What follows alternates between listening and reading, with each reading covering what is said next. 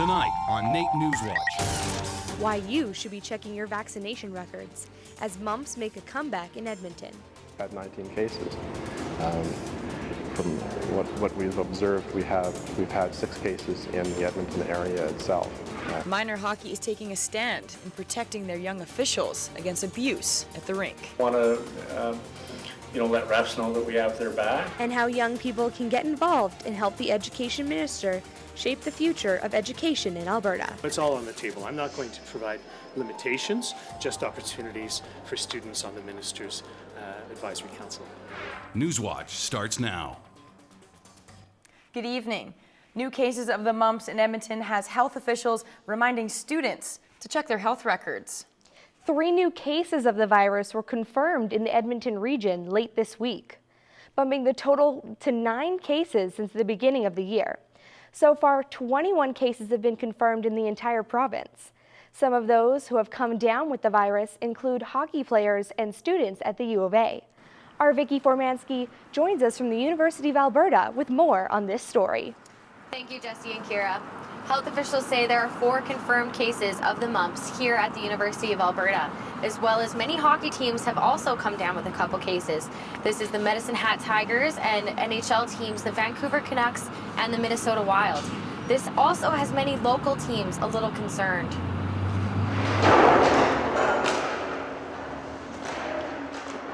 As the Ooks men's hockey team here at NAIT is focusing in on playoffs, there's also a focus on keeping the team healthy. Mostly we're just sharing water bottles, and there's a lot of germs that go around. Like you said, the mumps are going around.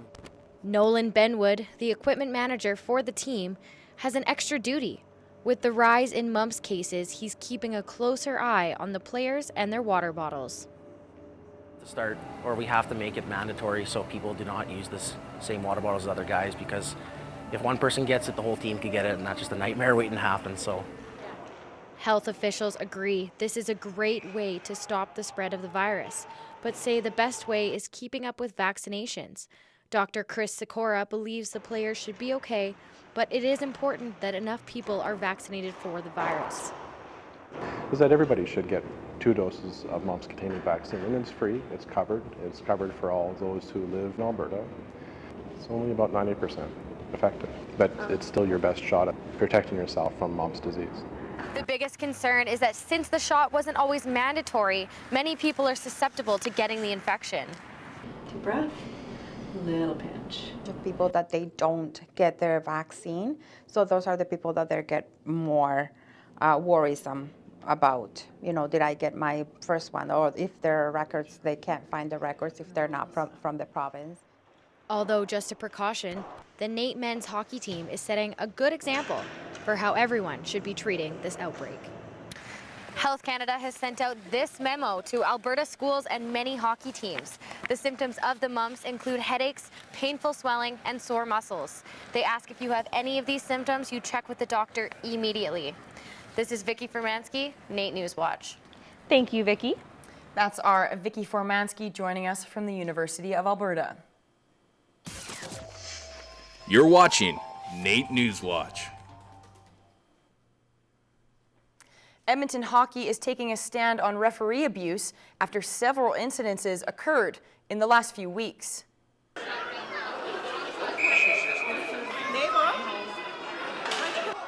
Last week, 2 teenage referees, afraid for their safety, locked themselves in their dressing room, awaiting police escorts following a hockey game. Officials say this is not an isolated incident. Police were also called to 2 other rinks last month to deal with unruly behavior. These incidents prompted Edmonton hockey to suspend 5 parents. It can escalate from verbal to physical abuse. So we want to make sure that that does not happen. And the quicker, we put the verbal and telling people to get those emotions in check, the less likely something serious will happen. You would hope you get to a place where the adults, coaches would start talking about, forget about the call, let's kill the penalty. Little things, coaching in life skills, right? Instead of focusing so much about the actual winning or losing the game. Hockey Edmonton also sent a letter to all minor hockey parents, reminding them about proper rink behavior and the consequences of not following the guidelines. Alberta is becoming more focused on sustainable energy. The Alberta government is encouraging Albertans to get solar panels. Minister Shannon Phillips announced on Monday a $36 million rebate plan over the next 2 years to help Albertans cover the cost of solar panel installation. In Alberta, that means a lot of possibilities for more good jobs and prosperity. Solar power can help put the province on a path to a more sustainable future. The rebates will cover up to 30% for residential solar panel installation and up to 25% for commercial. Solar energy uptake in Alberta has doubled over the last 2 years and is expected to create 900 new jobs. The program is funded through the carbon tax. Saving money on your energy bill just became easier with the announcement of the no-charge Energy Efficiency Alberta program. And they're very lightweight, very durable. The new program was created to help Alberta families save money by conserving energy. The program offers Albertans free installation of high-efficiency shower heads, LED lights, advanced power bars, and smart self-adjusting thermostats. It couldn't be easier to sign up. Just visit Energy Efficiency Alberta's website, enter some basic information, and that's it. A trained installer will call you to make an appointment in April. The program estimates families will save approximately $130 a year by switching to the efficiency products. There's a new employment program in Alberta to help get young people in our city working. Employment is far more than a paycheck. It's part of our identity and it's our self-esteem. The program unveiled the Gen A employment program for youth. Gen A works with people in between the ages of 18 to 30 to help them not only get jobs, but also help them plan for the future. Gen A is fully committed to business development and employment within this province because we want to improve the quality of life for all Albertans. Gen A offers one-on-one sessions, resources, and employment connections to help millennials conquer the job market. The program is free. For more information, go to their website at gena.works. Alberta's education minister is going back to school to get a fresh perspective on issues affecting students. Today marks an important first step that will lend the voice of students to shaping the future of education in Alberta. The province is looking for 32 junior and high school students to serve on the Minister's Youth Council. The hope is to find students of diverse backgrounds and perspectives who will help shape the future of Alberta's education system. I certainly intend on taking student input and working with it in a meaningful way. I mean, as I know as a teacher for 20 years, that's where I learned the most. I mean, this is the secret thing about teachers and students, right? The teachers learn just as much working with the students as the other way around. I'm not going to provide limitations, just opportunities for students on the Minister's Advisory Council. Students are encouraged to apply. Applications are available online at education.alberta.ca until May 5th. The first meeting will take place in the fall of 2017. The city is celebrating the success of a program connecting people to their communities and neighbors. We're so grateful for the kind of work that you are doing to build stronger and healthy community from the block to the neighborhood to the whole city. The citizen-driven initiative Abundant Community Edmonton connects residents in an effort to create safer neighborhoods. Organizers say knowing your neighbor reduces crime, limits social isolation, and builds community. The program's volunteers and many city councilors gathered this week to celebrate the program's success. Most importantly of all, there are hundreds of citizens in Edmonton who are more connected to one another in their communities and who feel safer and happier where they live. 25 Edmonton communities are a part of the program, with 40 more looking to sign up. If you're interested in getting involved, head over to edmonton.ca/abundantcommunity. A familiar face in Edmonton has a new job. Former Mayor Stephen Mandel is going to be Concordia University's new chancellor. I hope in the fall, when I become part of this institution, I'll be as much help as I possibly can to every one of you. Thank you. Stephen Mandel, a proud Concordia alumnus, is also the recipient of Concordia's first doctorate in 2014, making this position important to both the university and Mandel. It's a tremendous honor to be the the second chancellor of the university following Al Wakowicz, who's an amazing man, and hopefully I can do a little bit like he's done. So it'll be fun, it'll be interesting, challenging, and I look forward to it. Mandel says his first order of business will be to implement Concordia baseball caps into their bookstore. He takes over the role in the fall. Coming up after the break, we take a look at video gaming addictions. People get control. We went from being normal to being an escape. This week in sports, a couple of Ooks teams are heading over into playoffs. The Oil Kings are looking to rebound from some bad luck, and I take on the world of dance.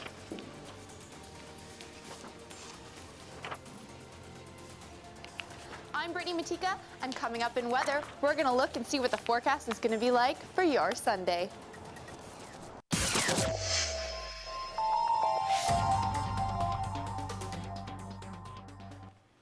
Last week got me really excited for spring, but I think I might have jumped the gun a little bit. Yeah, I was looking forward to putting my shovel away, but it doesn't look like I'm going to be able to do that. Brittany Matika has more with weather. That's right, ladies. March may be coming in like a bit of a lion, and we're not quite ready to put those snow shovels away just yet, especially down in Calgary. There's a 60% chance tomorrow of having some more snowfall, but a high of -2, which isn't too chilly. Now we're taking it up to Fort McMurray, where we're getting a little bit colder up there. -22 is the low, but a high of -15. Make sure to dress for the weather conditions. Now going across to Jasper, it's -4 and a -11 as a low, meaning that if you're hitting the slopes, it's going to be a great day to get out there. Now let's take it back to the capital region here in Edmonton, where if you're planning some outdoor activities for your Sunday, make sure to bundle up with a hat, scarf, and mitts, and we're looking at a high of -9 and a low of -18. So get out and enjoy the weather tomorrow in Edmonton. The average high for this time of year is -2, so we're a little bit colder across the province right now. But if we look back in history to 1937, it was a high of +16. Thanks so much and enjoy your Sunday tomorrow. Weather, brought to you by NR92, the station for the students. Well, it was reading week last week, and many students got time to relax and unwind. Some students took time to study and prepare for their midterms, but some students spent it playing video games. However, spending too much time playing video games can be a problem for some gamers. Our Kyle Alexi Greekis has more. Connor, like many students, likes to spend his spare time relaxing and playing video games. Hours a week? Ooh, can get up to at least like 12, 13. It is estimated that 8.5% of youth in the United States are addicted to video games. Even here in our classroom, we have some video games to help us blow off some steam. However, there is such a thing as playing too many video games. I know friends that are like that who literally cannot leave their couch because they're ranked 14th in the world for some game or whatever like that, and that's literally becomes their life. And you see that in your friend, you're like, oh my god, he's literally spending 22 hours a day playing this game. So I can definitely see that as being a really unhealthy thing. Cam Adair used to play video games for 16 hours a day and realized he had to quit, and that there might be others like him.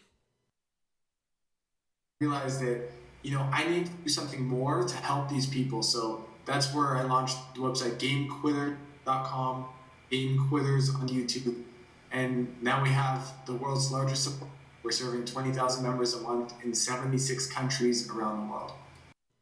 Some signs of video game addiction is feeling restless when unable to play games, isolating yourself from others to play games, and migraines from intense concentration or eye strain. If you or someone you know show these symptoms, you should check out GameQuitters.com. Kyle Alexi Greekis, Nate NewsWatch. Now we head to sports, something I don't really know anything about. How are our Ooks doing? As always, we've had some phenomenal seasons, but who's headed to playoffs, Nick? Well, we got a couple different teams, but why don't we start with the men's hockey team, who would normally be playing right now, but have to wait a little longer to join in the playoffs.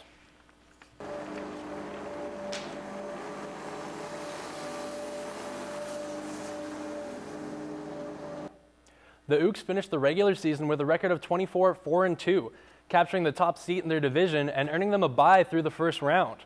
The Ooks see this break as very valuable, and coach Tim Fragel says his team is taking full advantage of this short break.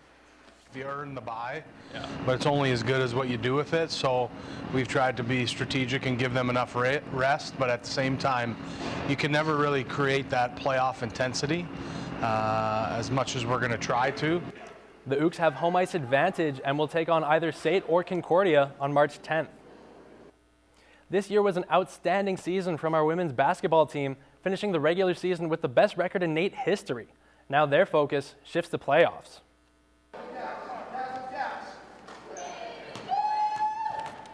This was the women's team's last practice here at NAIT before hitting the highway, headed over to Lethbridge for provincials.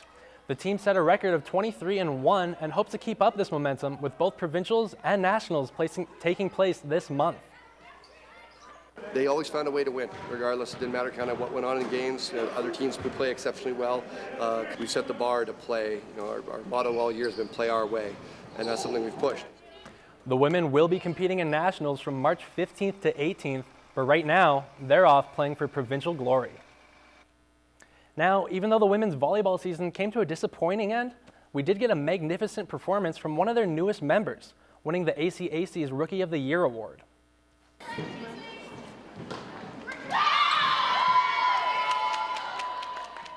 Jamie Bain joined the Ooks this year, and without any returning setters on the team, she quickly jumped into the leading role and led their offense through the season. The very first game, when I started our very first home game, I was shaking the whole time. I was so nervous. But as a setter, you can't really think that way because you have to bring the team up. She just took off from there, and in the second half she was just phenomenal, really consistent. I think that's why the other coaches recognized her as the Rookie of the Year in our league. Bain plans to be back for next season and can't wait to continue her success next year. The Edmonton Oil Kings are back on home ice for the first time in 6 games, and they're hoping to have a little better luck at home. The Oil Kings are currently 10th in their division, playing the last-seeded Kootenay Ice, hoping to impress a hometown crowd after a hard road trip. Picking it up halfway through the first, and Kootenay is up 2-0. But a quick breakout pass from Colton Keeler gives Davis Koch some room, and he's going to get one past Lee on the far side, scoring his 20th of the season. Into the second now, and Oil Kings are stuck in their own zone. Kootenay with puck control, and Noah Phillips would eventually get a pass out front, where Dallas Hines is going to blast one past Patty Day, reacquiring the 2-goal lead. Later in the third, Oil Kings are down 4-1, but managed to get within 2 after Connor McDonald is left all alone out front. He's going to put home his 7th of the season. Shortly after that, though, Kootenay would put away the empty netter, and it looks like all the luck tonight is going to go to Louis the Lion, getting a couple smooches from the crowd. Fans did stick around after the game, though, to litter the ice with pucks, with the closest getting a cool $250. Head coach Steve Hamilton not too impressed by his team's effort. 63 games into the season, we shouldn't need to, revisit how to start a game with energy, but clearly we're going to need to. Oil Kings will host their fan appreciation night tomorrow at Rogers Place. Amateur football around Edmonton got a little bit of help from its big brothers, the Edmonton Eskimos. It may have been a chilly Tuesday, but football fans warmed up quickly as the Edmonton Eskimos announced a massive donation of $695,000 to support amateur football around Edmonton. To broaden and expand our support for amateur football across northern Alberta. It's absolutely amazing. The Eskimos have been so generous with us, and it's allowed us to continue to work in the off season and to become a better team in Alberta and in the CJFL. The donation will be split up between 5 different football organizations, with the Huskies and Wildcats receiving $225,000 each. For this week's End Zone Challenge, I decided to expand my resume and learn some new dance moves. How was that? Okay, I'm kind of confused there. You're confused. Okay, there's only 4 steps. After a quick intro, I was prepared to give my 2 left feet a challenge and learn how to tango. So tango is a man's dance, so it's a very powerful dance. Okay. So everything is done like walks, but you need to put a lot of attitude in. First, Delphine showed me just what to do with my hands, how to glide and move, and shortly after some swivels, spins, and kicks, I was very dizzy and ready for a partner.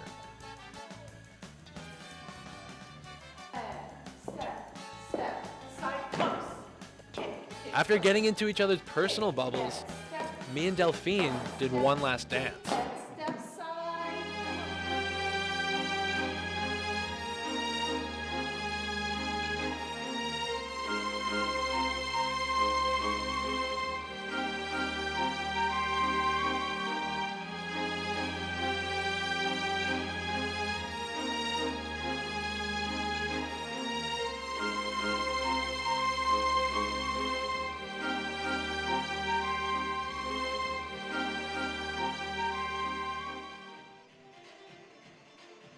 Thank you so much, Delphine, for everything here today. You're very welcome. You were a great student. Thank you very much. That's very nice of you. But maybe next time you can catch me on the dance floor with my own moves. Thanks. Well, guys, I think I might be the best dancer on the show now. Well, it was certainly different. You walk on your toes, so I'm not even surprised a little bit. Coming up after the break, we visit the food bank to find out which items are running low on the shelves. And help the volunteers make up personalized boxes of donated food items for families in need. That's not one government grant. That's all Edmontonians stepping up. Coming up in entertainment, we got details on Game of Thrones being filmed right here in Alberta. And then we're visiting a local art and music festival all about women. And then we're visiting a pub that has beer that's only Albertan. All this and more coming up in entertainment. Nate NewsWatch jackets provided by Smeal GM Whitecourt and Elite Sportswear. Hair services provided by Rock Salon and Spa. Music provided by Martin Mayer Productions. This week for our In the Community segment, we learned that you don't have to wear spandex to be a hero. Volunteering at the food bank requires no superpowers, but can change the lives of all who use it.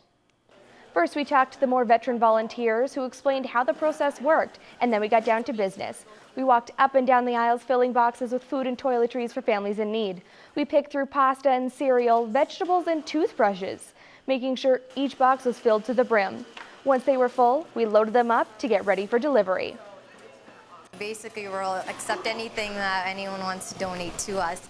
Again, the main staples being like soup cans, again, peanut butter being another one, canned meat and fish being another one, craft dinner, you know, anything that anyone has that they can donate, we'll take in currently right now. If you'd like to volunteer, head over to edmontonsfoodbank.com and fill out your application form. After Nick's fantastic dancing, I'm really hoping that entertainment has some for us. Yeah, well, Ethan did get to head over to her arts festival, so maybe we'll see some good one there.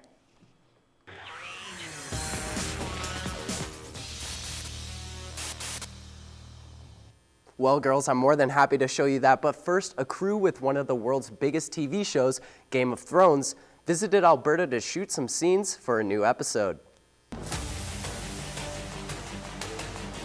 The reason for the visit to Alberta is that apparently we have the biggest wolves in the world around Banff, specifically for the use in the series' fictional animal called a dire wolf. Well, I think Alberta is poised to really get a lot bigger. It's just having the right production incentives for producers to come from outside of the province. So Jorgensen explained that Alberta's film industry still has a long way to go, and 1 year BC earned over $2 billion in business compared to Alberta's tiny $300 million. Just down the road from Nate on 118th Ave, the 5th annual Skirts of Fire Her Arts Festival will be taking place.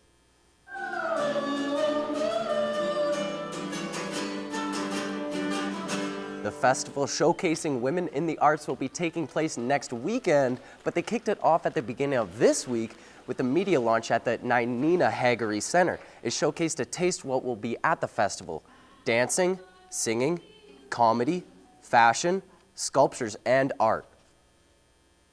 And then March 9th is the big official opening of the festival. And so that the opening ceremonies happen here, and that's when we have our official opening of the visual art exhibit. The opening also had a fashion competition with celebrity judges Lyon Falder from Edmonton Journal and Lauren Hunter from Sonic 1029. Also, Sonic 1029 has unfortunately canceled their yearly Sonic Boom Festival.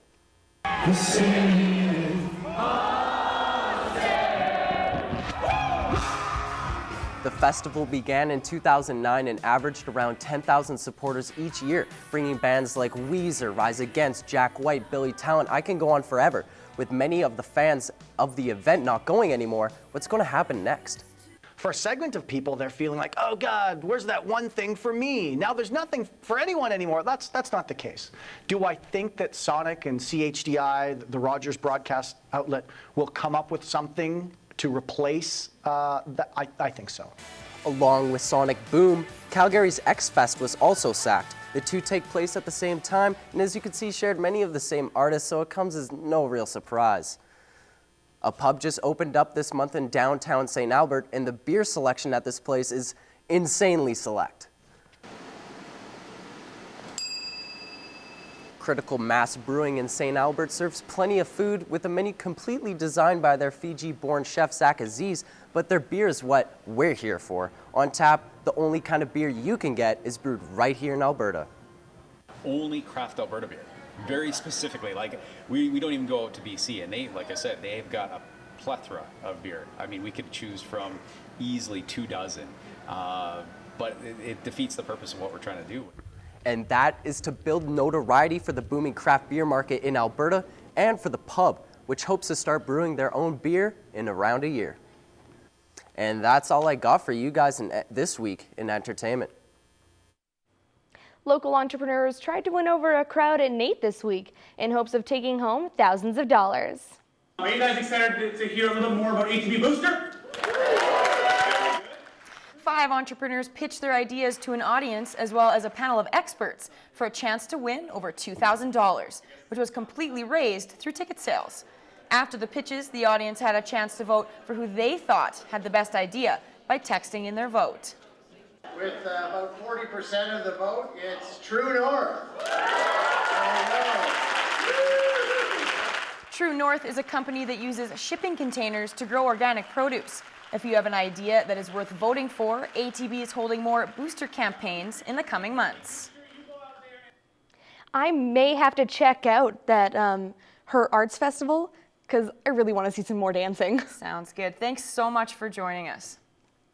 Thanks for joining us.